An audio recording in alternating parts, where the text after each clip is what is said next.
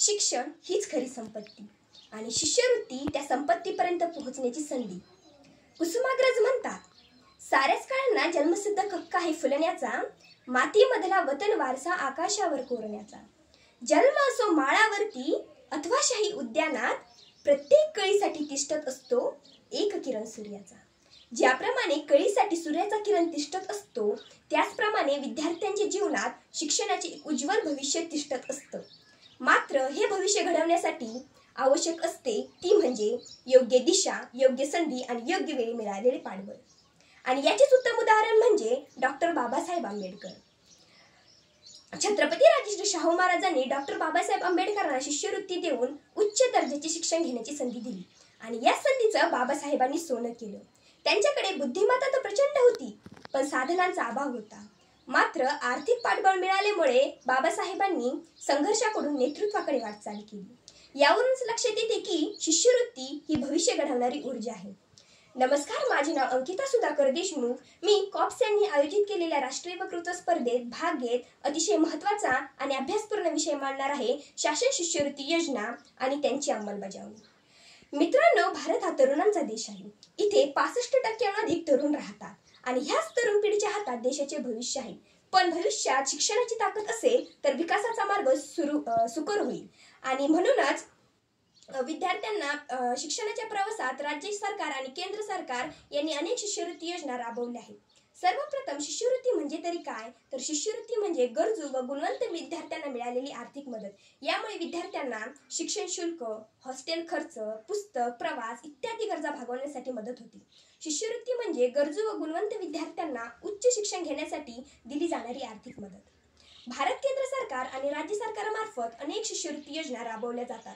त्यामध्ये खुला प्रवर्ग, अनुसूचित जाती, अनुसूचित जमाती, इतर मागासवर्गीय, महिला, सैनिक कुटुंब आणि गुणवंत विद्यार्थ्यांचा समावेश होतो. या शिष्यवृत्तीचा लाभ घेण्यासाठी विद्यार्थी राष्ट्रीय शिष्यवृत्ती पोर्टल अथवा महाडीपीटी संकेतस्थळावर जाऊन अर्ज करू शकतात. मी आज आपल्या समोर भारत केंद्र सरकार आणि राज्य सरकारने सुरू केलेल्या शिष्यवृत्ती योजनेबद्दल माहिती देणार आहे. भारत केंद्र सरकारच्या प्रमुख 3 शिष्यवृत्ती योजना आहेत.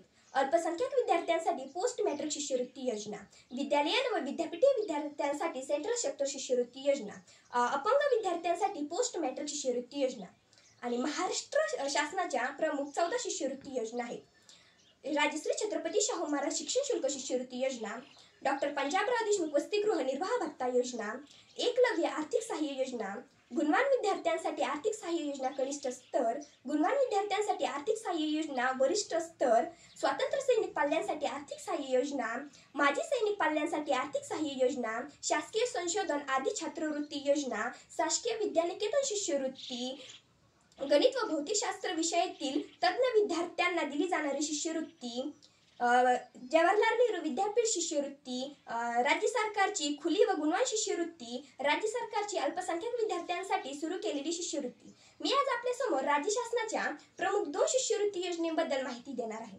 राजश्री छत्रपती शाहू महाराज शिक्षण शुल्क शिष्यवृत्ती आणि डॉक्टर पंजाबराव देशमुख वसतिगृह निर्वाह भत्ता योजना. राजश्री छत्रपती शाहू महाराज शिक्षण शुल्क शिष्यवृत्ती ही महाराष्ट्र शासनाची योजना पदवीधर आणि पदव्युत्तर पदवीधर विद्यार्थ्यांना शैक्षणिक शुल्क भरण्यासाठी मदत करते. शासन नियमानुसार या शिष्यवृत्तीसाठी प्रथम 2 मुले पात्र ठरतील आणि दुसरी योजना डॉक्टर पंजाबराव देशमुख वसतिगृह निर्वाह भत्ता योजना. राजश्री छत्रपती शाहू महाराज शिक्षण शुल्क शिष्यवृत्तीसाठी अर्ज केलेले विद्यार्थी ह्या योजनेसाठी पात्र ठरतात. पण योजना तर आहेत, तरी अंमलबजावणीत अडचणी का? मित्रांनो, योजना कितीही चांगल्या असल्या तरी अंमलबजावणीत अडचणी दिसूनच येतात. जसे तांत्रिक अडचण, महाडीपीटी पोर्टल वारंवार बंद पडणे, OTP न येणे, डाटा सेव्ह न होणे, वेळ लागणारी प्रक्रिया, अर्ज लवकर मंजूर न होणे, अर्ज लवकर मंजूर न झाल्यास विद्यार्थ्यांचे शिक्षण अर्धवट राहण्याची शक्यता असते. नियमानुसार शिष्यवृत्तीचा पहिला हप्ता दिवाळीच्या अगोदर आणि शिष्यवृत्तीचा दुसरा हप्ता दिवाळीच्या नंतर मिळायला पाहिजे, पण असं होत नाही. या सर्व समस्या सोडवण्यासाठी काहीतरी केले पाहिजे. जसे लाडक्या बहिणीबद्दल जाहिरातबाजी झाली, लाडक्या बहीण योजनेबद्दल जाहिरातबाजी झाली, तसे शिष्यवृत्ती योजनेबद्दल जाहिरातबाजी झाली पाहिजे. जसे लाडक्या बहिणीला पैसे वेळेवर मिळतात, तसे लाडक्या बहीण भावाला सुद्धा पैसे वेळेवर मिळायला पाहिजेत. कॉलेज शाळांमध्ये शिष्यवृत्ती योजनेची माहिती दिली पाहिजे. कॉलेज शाळांमध्ये शिष्यवृत्ती माहिती केंद्रे असायला पाहिजेत, तरच विद्यार्थ्यांचे शिक्षण पूर्ण होऊ शकतात. चरताना शासन शिष्यवृत्ती योजनेबद्दल माहिती घेऊ, इतरांनाही सांगू आणि खऱ्या अर्थाने शिक्षणाला सर्वांपर्यंत पोहोचवू. धन्यवाद.